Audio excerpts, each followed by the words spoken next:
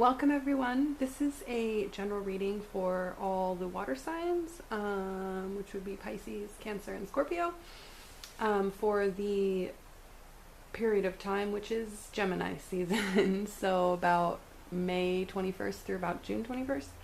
And you can watch this for sun sign, moon sign, rising sign, any other sign or planet in a water sign, if that makes sense. Okay, sorry about the cars and stuff. I'm sitting outside near a road. Okay, so let's get into your general energy. It's looking a little bit moody is what I want to say. Of course, I'm doing a water sign reading, so I shouldn't be surprised. But yeah, it's very like almost like hormonal, like cranky, like it's kind of all over the place. I'm seeing a little bit of like definitely your defenses being up, but just like general crankiness, right? Lashing out a little bit, being defensive, basically. Defensive, a little bit self-involved in some ways, but just kind of off kilter, right? A little bit irritated, and I think it's maybe just a cause of the times or something, right? This kind of intellectual, airy energy of Gemini is not really jiving all that well, and you're almost taking it and trying to use it, but it's sort of manifesting in kind of a not the most positive manner, if that makes any sense.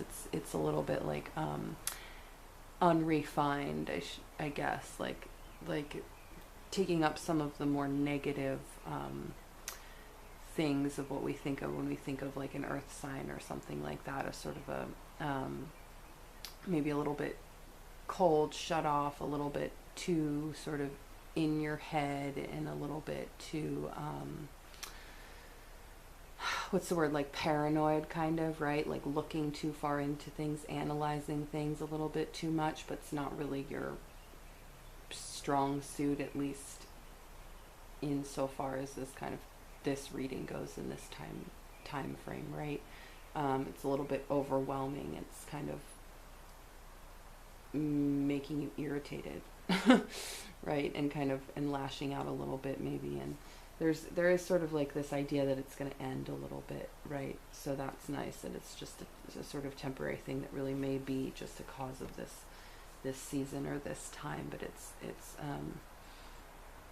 definitely a little disrupted. It's a little bit overly kind of emotional, almost like a fit throwing sort of vibe. I don't know. It definitely has a little bit of negativity to it. I am going to pick these up once I'm done reading them and put some advice down so that you guys can kind of get through this time and maybe use this energy or navigate away from it, or whatever is most useful. So yeah, let me think for a second and see if there's anything else I want to say. I'm definitely getting this kind of like, it's like an overall sort of coolness vibe, not cool like awesome, but cool like cold, right? Vibe punctuated with some like a little bit of aggression, right? In a way. Yeah, it's definitely kind of reactionary. It's definitely self-protective as well. And it may just be because this is not, you're doing something right now that's a little bit not in your comfort zone or something, and you may be struggling because of it, and it's making you a little bit nervous and stressed out, basically. And cranky. I keep using that word, but I keep getting it. So yeah, I'll pick these up and I'll lay some more cards down and let you guys know what you can do about this. I'll be right back. Okay, water sign, here's your advice. It is to be less first of all, be less concerned with perfection, a sense of perfection, being perfect, right? Don't get stuck on that idea, like throw it out the window, get rid of it. This idea of like a perfect situation, right? A perfect journey, a perfect connection, a perfect anything. It's just not really super realistic. Stop! don't know why they're barking. Okay, anyways, it's not realistic, right?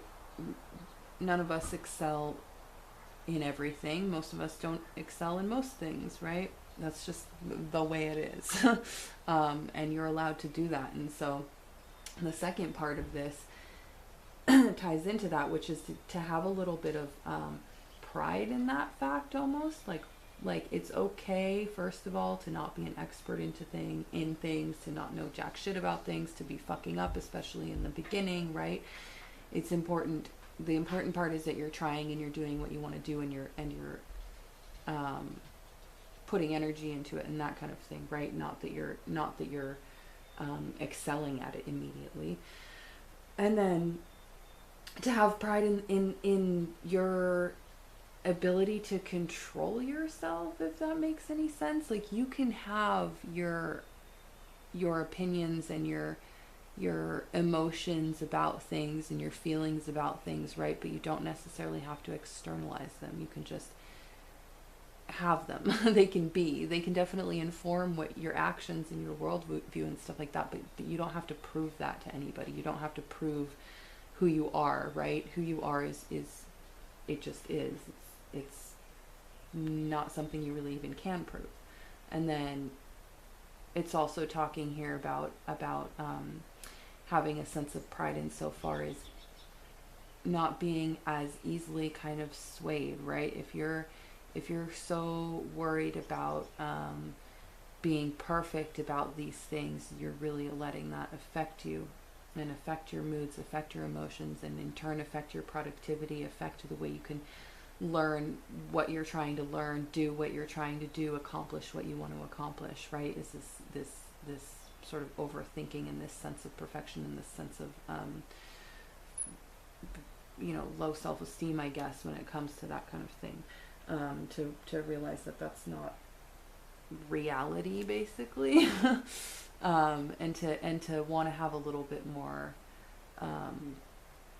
control over yourself, a little bit more inner stability, right? And not let yourself be overly swayed by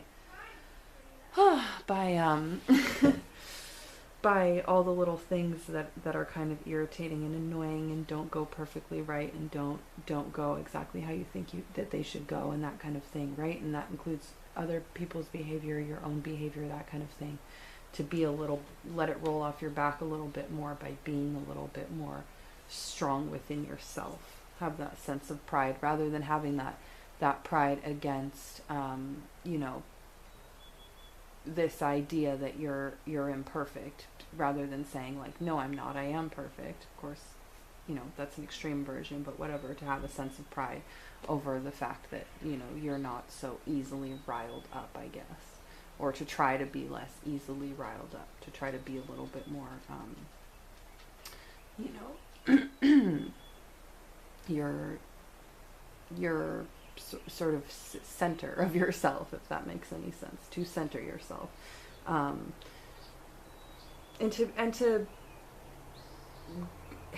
getting an experience-oriented kind of thing too, insofar as like to not, you know what I mean? It's all those fears and things that sort of cut you off from different things, right? To be more focused on like, what do you actually want to do? What experiences do you want to have?